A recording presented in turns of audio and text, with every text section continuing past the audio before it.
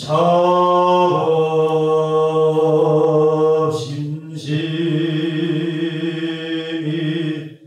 대종신바람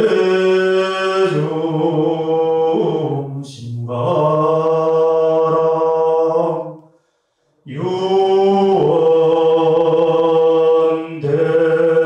도왕강이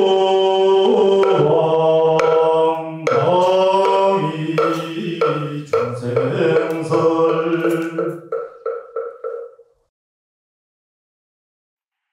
입정이 됐습니다.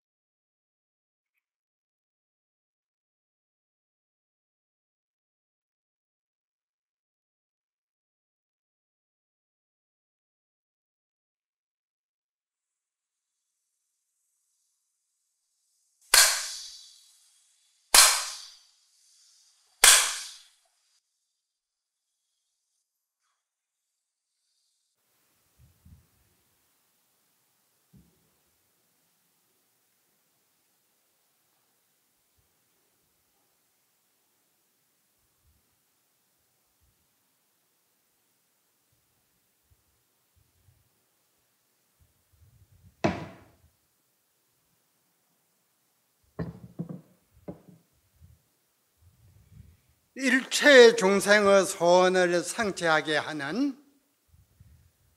대발언을 세우신 관세음보살님이시여, 어젯밤에는 보타산에 계시더니 오늘 아침에는 해운정사 도랑중에 강림하셨네. 한 잎사귀 붉은 연꽃이 바닷 가운데 있어 푸른 파도 깊은 곳에 신통을 보시네. 관세음보살이 이렇게 자자하게 신통을 자자했습니다.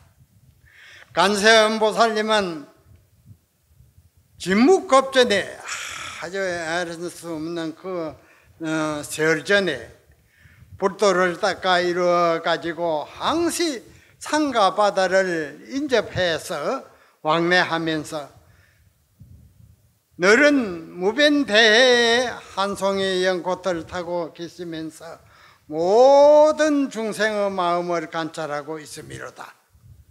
관세음보살 신통이 그렇습니다. 어느 분이 신심을 내어 일심으로 나의 명호를 부르고는 누구든지 일심으로 관세음보살 명호를 부를 것 같으면 모든 소원이 이루어지고 가지가지 장애가 소멸이 되었고 그러한 대원력을 세우신 대보살이십니다. 관세음보살은 특별히 바다를 인접한 국토 남단에 인연이 지중합니다. 역사적으로 보더라 해도 인도 남단의 보타나카산에 관세음보살이 상주하는 애수관음 도랑이 있고 또 그 너른 중국에서도 남단의 보타산에 유명한 애수관세음보살 도랑이 있습니다.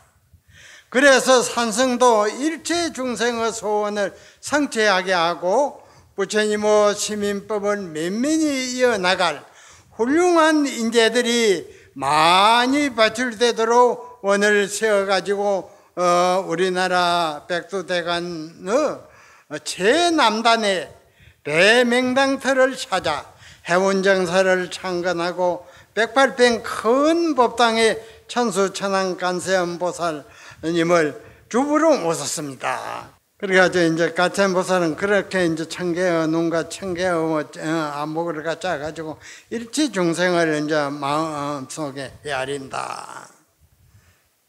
그래서 해운정사는 관세음보살님을 주불로 모셨다 그 말이에요. 그러니 우리나라에도 이렇게 바다 옆에 경치 좋고 도랑에 관세음보살을 모심으로 인해서 온 국민이 안락과 평온을 누리고 모든 사람들이 가지가지의 소원을 성취하고 또한 외적인 책임을 막는 그러한 방패의 역할을 하게 되었습니다. 또 한 가지 희유한 것은 해운정사 뒷산의 이름이 장수산입니다. 장수산. 보리나무 장자, 보리나무 숫자. 서가모니 부처님께서도 2500년 전에 인도에서 보리수 아래에서 크게 깨달음을 이루셨다. 마찬가지로 보리나무 정수산 아래에 전국에서 제일 가는 해운정사 참선도량이 되었다. 선방이라는 데는 첫째로 불법의 바른 안목을 갖춘 선지식이 주석을 해야 되고, 또한 발신납자들이 모여들어서 항시 탁마를 받으면서 바른 참선 공부를 지어가는 그러한 도량이어야 맹실상부한 1등 참선 도량이 되는 법이로다. 그러니 이러한 일이 우연히 이루어진 것이 아니라 과거 지중한 인연으로 이렇게 좋은 도량이 이루어진 것입니다. 많은 사람이 이러한 도량에 참배하고 기도를 올리고 참선정진을 함으로 인해서 많은 생에 지은 죄업이 다 소멸이 되고 가지가지의 소원이 다 이루어질 것입니다. 그러면 문수보살이나 간세음보살은 과거에 뚜렷이 부처님의 진리를 깨달은 그러한 부처님이신데 불보살님마다 그 원이 각각 다릅니다. 간세음보살은 그러한 어떠한 원을 세워서 성불을 하셨느냐, 모든 중생이 일심으로 간세음보살 명호를 부르고 지극정성 기도하고 의지하실 것 같으면 만인의 소원을 엄만히 다 이루어 주시리라 하는 그러한 원력을 세워서 성불을 하신 그러한 분이시다. 그러한 고로 일체 중생이 이 원을 쫓아서 기도를 올릴 것 같으면 가지가지의 소원이 이루어지는 법입니다. 불보살님의 경계는 아주 불사의하고 싱그러운 묘한 법이 있어서 인연을 따라 이 몸을 1000개, 10,000개, 10,000개를 마음대로 놔두는 법입니다. 가령 재생을 제도하고 싶으면 간세음보살이 재생의 몸을 놔두어서 그와 친구가 되어서 항시 부처님의 진리로 인도합니다. 또 가령 억만장자를 제도하고 싶으면 역시 억만장자의 몸을 놔두어서 일거일동같이 친구가 되어 불법을 의논하고 이끌어서 필경에 제도를 합니다. 가령 축생을 제도하고 싶으면 역시 또한 축생의 몸을 놔두어 가지고 그 무리 가운데서 같이 기거하면서 교화하는 그러한 법력을 가져오신 위대한 불보살입니다. 옛날 중국에 금사탄이라는 큰 강이 있었는데 그 강을 기준으로 남쪽에는 불법이 아주 성행하고 유포가 잘 되어서 북쪽에는 또 사람들이 신심이 없어서 부처님 법을 믿는 사람이 극소하였다, 극히 적었다 그 말이에요. 그 강가에 언제 어디서 왔는지 아주 아름다운 용모를 갖춘 한 처녀가 홀로 살고 있었는데 고을의 모든 총각들이 앞을 다투어 결혼을 청했다. 그러니 어느 날 그 처녀가 하는 말이 제 몸은 하나인데 청혼하는 이가 여럿이니 내 조건을 들어주는 사람과 결혼을 하겠습니다 하고는 법화경에 간세음보살 보문품을 다 외워오는 사람에게 시집을 가겠다고 조건을 걸었다. 그러자 하룻밤 사이에 무려 20여 명 총각들이 보문품을 다 외워서 달려왔다. 그만 미녀가 돼가지고 그 총각들이 아주 좋아했던 모양이에요. 그러니 처녀가 이번에는 건강경을 다 외워오는 사람에게 시집을 가겠다 하였다. 두 번째 그랬거든요.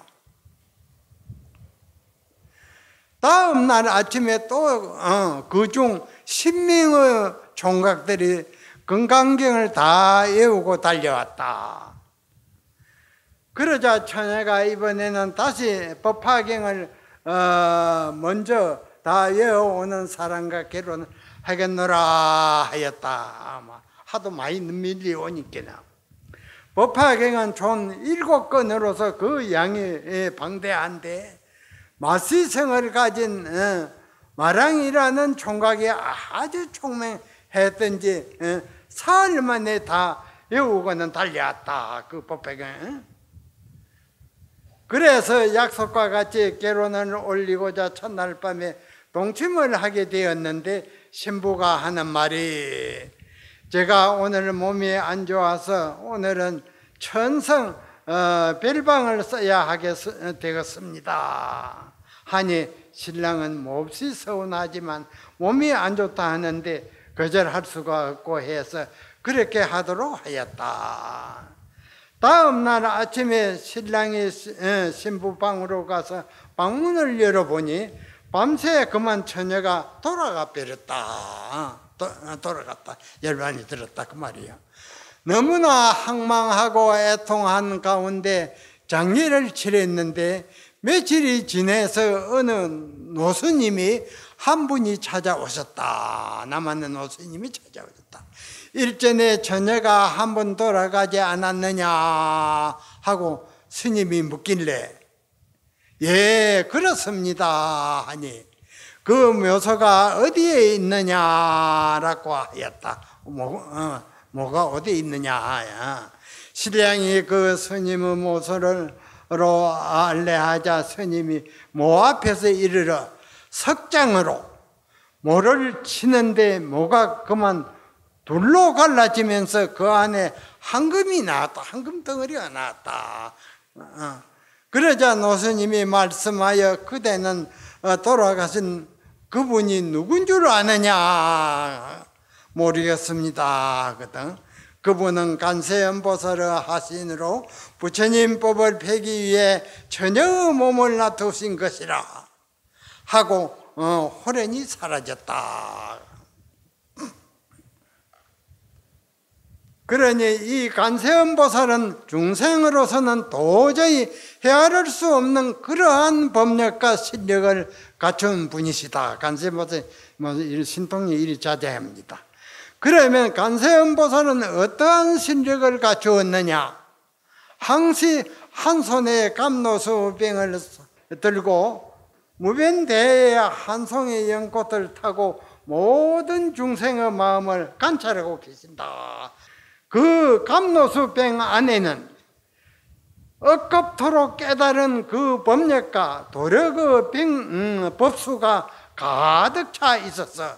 법의 물이 다 감로수가 차 있어서 누구든지 지극정성 발언하고 명호를 부를 것 참회하고 기도를 올릴 것 같으면 간세음보살이 그 감로수를 따라서 씻어준다든가 모욕을 시킨다든가 마시게 한다든가 하는 이런 고향을 받는 것 같으면 한량없는 죄업이 소멸이 되고 바라는 바 소원이 일일이 다 이루어지게 된다. 간세음보살 실력으로 그리 됩니다. 옛날 중국 송나라 때 법안선사라고 유명한 도인이 있었는데 오랫동안 장갱선사 해상에 수도를 하시다가 인연이 다해서 지장 개침선사 해상을 찾아갔다. 거기서 선사를 모시고 지내다가 살림살이가 서로 개합이 되어 가지고 지장선사의 법제제가 되었다.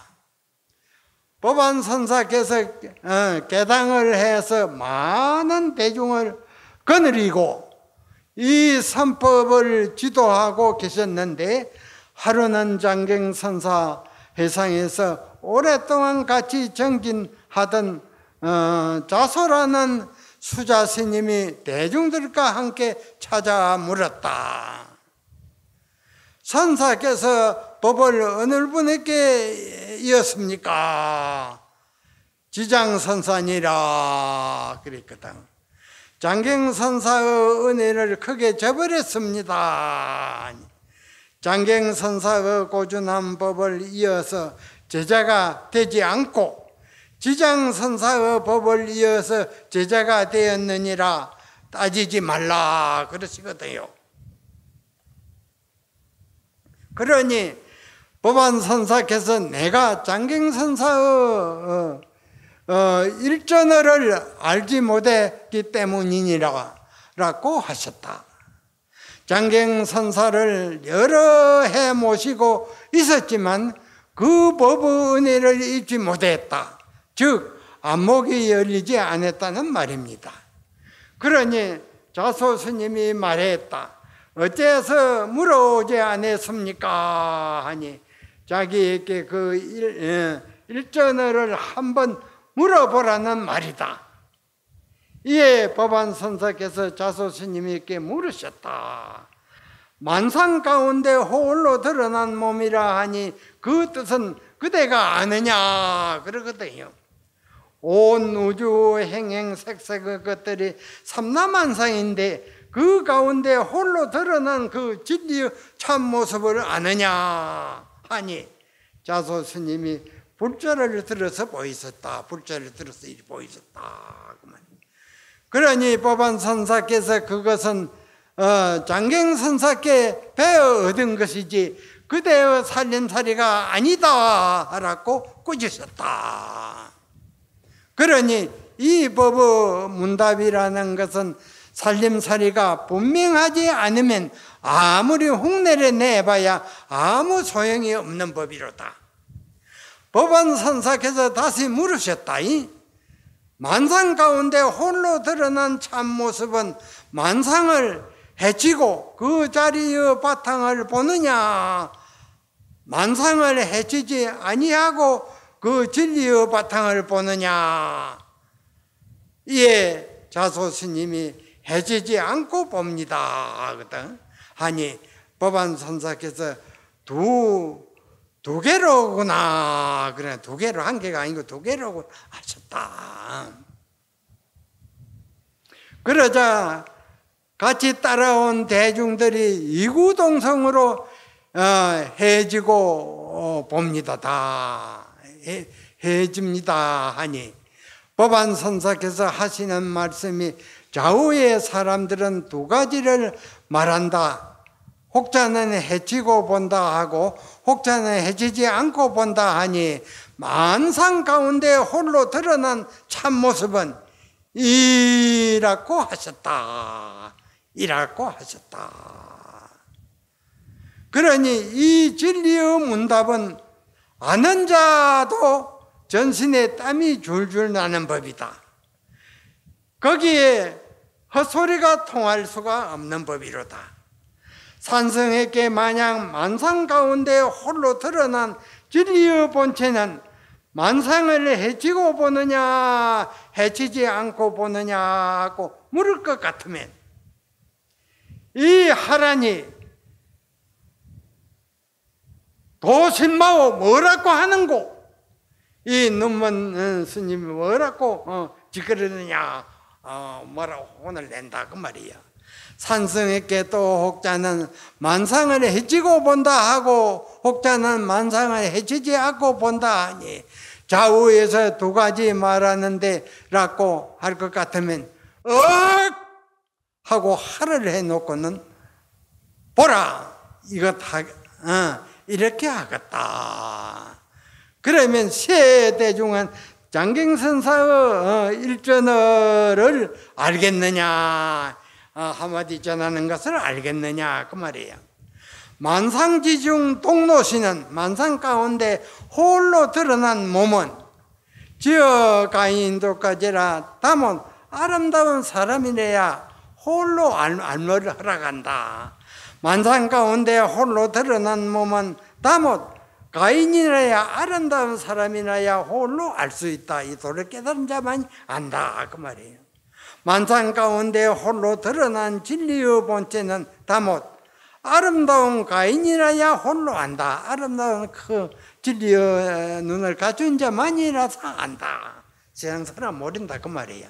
세상에 이목구비의 몸매가 잘 생겨서 가인이 아니라 진리의 정안을 갖춘 자를 가인이라 하는 것이다. 오직 진리의 정안을 갖춘 가인이라서 만상지 중에 일만상 가운데 홀로 드러난 진리의 본체를 안다는 말이다. 진리의 본체를 드러난 것을 안다 그 말이에요. 우리가 이렇게 모여서 참선 정진을 하는 것은 이 만상 중에 홀로 드러난 참모습을 알아서 억만년이 다하도록 부처님의 낙을 누리며 대자윤이 되기를 이함이라. 이 이제 도를 통하면 대자윤이 됩니다. 일생생활 속에 부모에게 나기 전에 어떤 것이 참나인가 하는 이 하두를 들고 가나 오나 앉으나 서나 장사를 하나 직장생활을 하나 오매불망 간절히 의심에 몰두하다 보면은 하도가 무르익어져서 보고 듣는 것을 다 잊어버리고 하도 한 생각만 흐르는 물처럼 끊어지지 않고 흘러가미로다. 쭉 밤낮으로 한 생각에만 흘러간다. 이렇게 하도 일념이 푹 빠져서 며칠이고 몇 달이고 일념이 지속되고 흐르다가 호련히 사물을 보는 찰나, 소리를 듣는 찰나에 하도가 박살이 나면서 억만년 전 자기의 참나가 훤히 드러나게 되는 법이로다. 이제 그러니 하도라는 걸 이제 알아놓으면 이렇게 좋습니다. 이러한 좋은 법이 부처님 법에 있으니 모든 대중은 금생에 이 법을 만난 김에 어떻게 하든가 하도가 순일이 되어서 대오견성하는데 초점을 맞추어 빼고래 사모치는 이정이 지속되도록 혼신의 정력을 쏟아 주시기를 바랍니다. 오늘 본문은 이것으로 마칩니다. 무영산 불멸학수상존 시아본 석가모니불 석가모니불 석가모니불 석가모니불